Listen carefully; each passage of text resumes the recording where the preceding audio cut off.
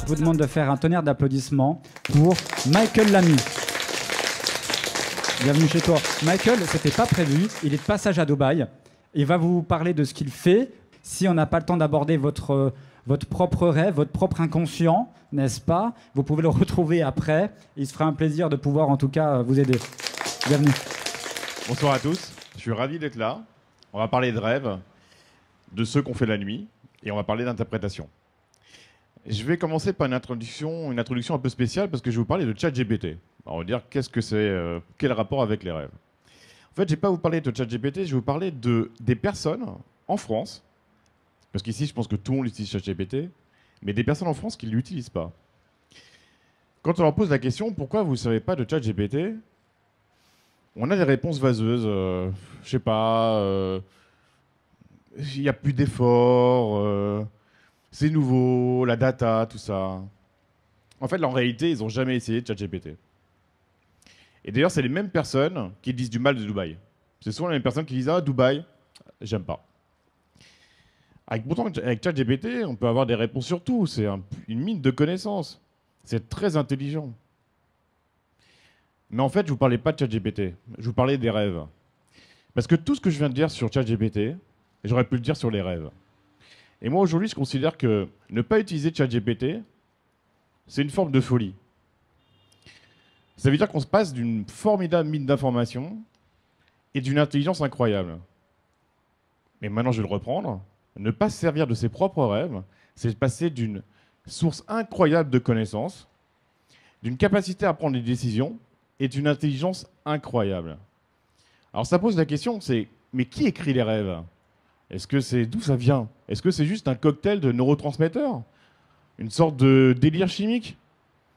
Ou alors est-ce qu'il y a un écrivain, quelqu'un qui écrit les rêves? On peut appeler ça l'inconscient. Ou peut-être que c'est une partie de nous-mêmes qui est plus intelligente que nous, parce qu'elle n'est pas limitée à... Elle n'a pas nos propres limites, elle n'a pas une boîte crânienne, un cerveau qui a une limite, un volume. Mais peut-être que c'est une partie de nous-mêmes qui n'a aucune contrainte, aucune limite, qui n'est piégée dans aucun contexte et qui ne demande qu'une seule chose, c'est de nous aider. Alors si cette partie qui ne demande qu'à nous aider, qui nous connaît parfaitement, au-delà de nos limitations, on peut l'interroger, on peut lui poser des questions, on peut aller choper les messages. Je dis que c'est une folie de ne pas s'en servir. Et on peut s'en servir dans tous les domaines, comme ChatGPT. Au niveau amoureux, au niveau business, pour des questions futiles, pour des questions stratégiques. Vous pouvez vous endormir avec une question et vous pouvez obtenir la réponse. Je vois les sceptiques. Et je vois déjà les premiers trucs. Mais oui, moi, je ne me souviens pas de mes rêves. Je suis content parce que dans vos yeux, je vois qu'il y a des gens qui écoutent. Mais si vous ne m'écoutiez pas, ben, je ne vous parlerai pas. Je dirais, bon, ben, écoute, tant pis, il ne m'écoute pas. En fait, si on n'a pas d'interlocuteur, on arrête de parler. Et ben, si vous ne croyez pas dans la potentialité d'écouter vos rêves, et ben, vos rêves, vous en souvenez plus, tout simplement. Et la plupart s'en souviennent plus parce qu'ils ne voient pas le potentiel qu'il y a derrière. La deuxième objection, c'est quoi? C'est oui, mais mes rêves, la dernière fois, il y avait une vache qui bouffait un lion, et après, il y a Zidane qui a fait un passement de jambes. Et je vois pas le rapport avec ma vie. Ben, mais si je vois une conversation entre deux personnes qui parlent chinois, sans que moi, je parle pas chinois, ben, je vais rien comprendre. Je distinguerai même pas les mots.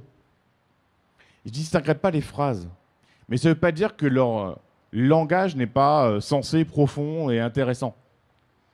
Eh bien, les rêves, c'est pareil. C'est une langue spéciale. C'est une langue dont les mots sont des symboles. Des mots sont des symboles. Et il suffit d'apprendre cette langue. C'est une langue qui est structurée, avec un récit cohérent, avec des messages cohérents. Mais comme toutes les langues, il faut pratiquer. Comme toutes les langues, il faut comprendre comment elle fonctionne, il faut comprendre sa grammaire.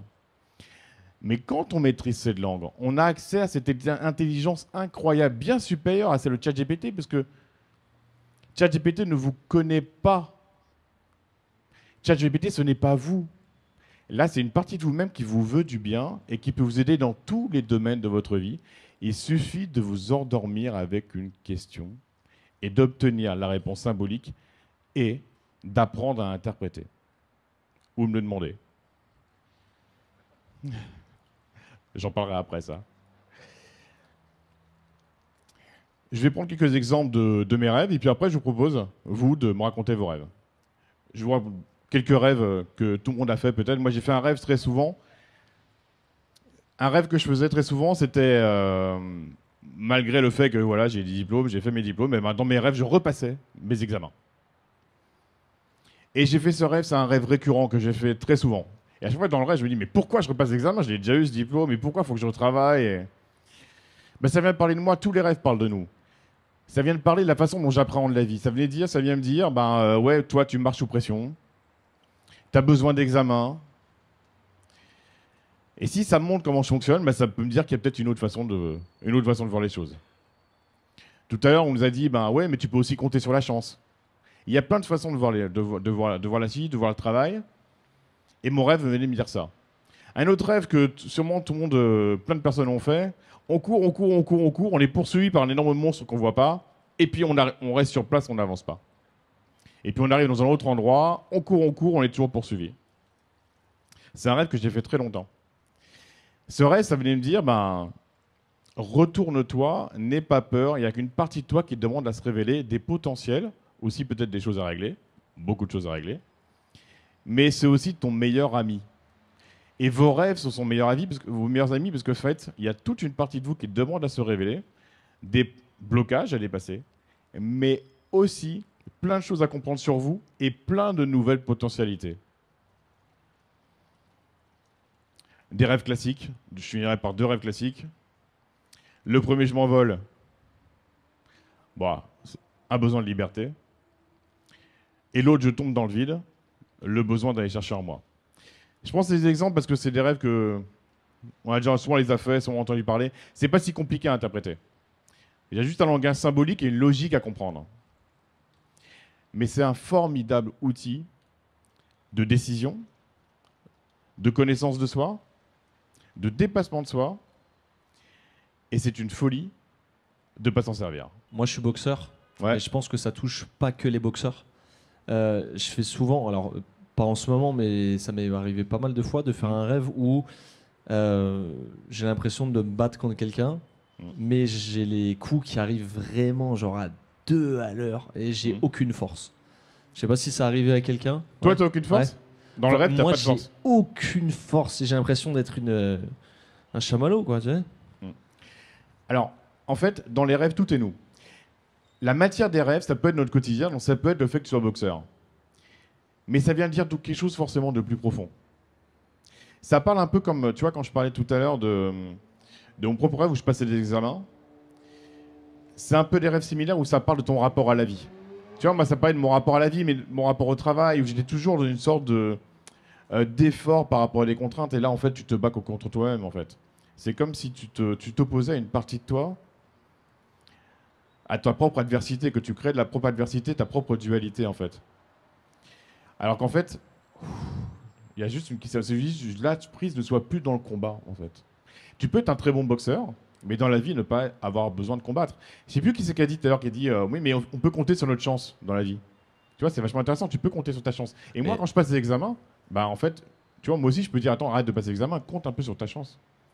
Donc là, en enlevant complètement le contexte que je sois Moi, boxeur, je pense qu'il faut carrément l'enlever, même. et du coup, qu'est-ce que je dois en tirer de cette...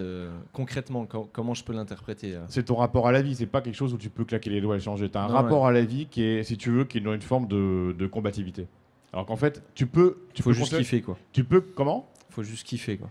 Non, attends, c'est pas si simple de fait. Tu vois, ce serait trop simple de dire ça. Ce serait trop simple de dire ça, c'est, tu vois, on peut pas faire une introspection en 3 minutes, tu vois, mais en fait, un rapport à la vie, ça peut être, tu peux compter ce côté combatif quand on a besoin, mais il y a différentes facettes, on a tous différentes facettes d'expression. Tu vois, par exemple, je prends cet exemple-là parce que je trouve que c'était intéressant. En fait, on peut aussi compter sur notre chance. On peut aussi compter sur les relations humaines qu'on va faire, sur les nouvelles opportunités et sur aussi kiffer. Mais tu vois, je vais pas te dire, ouais, attends, carpe diem tout de suite, vas-y, prends des sirops et kiffe la vie et tu vas devenir riche. Tu vois, non. Tu vois, en fait, il y a différentes facettes. Mais en gros, ta facette principale, c'est celle-là. elle peut être utile, mais de quelle manière elle te nuit également. Et puis en plus, elle te retire de la force. En fait, quand tu dis, mais oui, mais moi, j'arrive pas à porter les coups, je suis tout ramolli. Parce qu'à un moment, ça t'use. Tu veux pas être toute la vie dans le combat. Ah, tu t'épuises au bout d'un moment. Voilà. Je te remercie. Tout le monde peut interpréter les rêves. Il n'y a pas besoin d'avoir des capacités particulières. C'est juste une langue qu'on apprend comme une autre langue. Et il n'y a pas besoin d'avoir un talent particulier. C'est une méthode. Et c'est, comme je vous l'ai dit, le meilleur moyen d'avancer dans la vie. Merci beaucoup. Merci Michael pour ta présence ce soir. Pulling out the coupe at the lot, 24, 12, fuck SWAT. Busting out the